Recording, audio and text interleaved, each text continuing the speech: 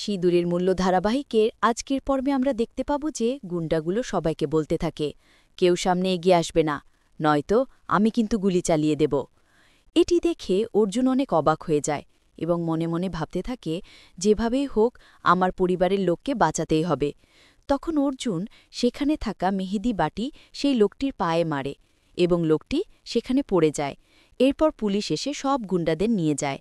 এরপর ঠাম্মি প্রিয়াকে বলতে থাকে, তুই গুন্ডাগুলোর সামনে কেন বলতেছিলিস তুই এই বাড়ির কেউ না? তাড়াতাড়ি বল, উত্তর দে।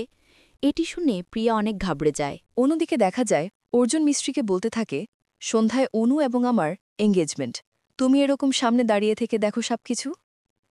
এটি শুনে মিস্ত্রি অনেক মন খারাপ করে এবং সেখান থেকে চলে যায়। এরপর মিস্ত্রি মনে মনে ভাবতে থাকে, হে ঠাকুর, অনু এবং অর্জুনবাবুর বিয়েটা যেভাবেই হোক আটকাও। এরপর দেখা যায় ঠাম্মি আবারও পিয়াকে বলতে থাকে, তুই কেন সবাইকে বললি তুই এই বাড়ির কেউ না? তাড়াতাড়ি উত্তর দে। তখন পিয়া বলতে থাকে, আমি যদি বাড়ি থেকে বের হতে পারতাম তাহলে আমি পুলিশ ডাকতাম, এই জন্য বলেছি। এটি শুনে সকলে অনেক অবাক হয়ে দেয় এবং প্রিয়াকে আর কেউ কিছু বলে না। এইটি দেখতে পাব সিঁদুরের মূল্য ধারাবাহিকের নতুন পর্বে।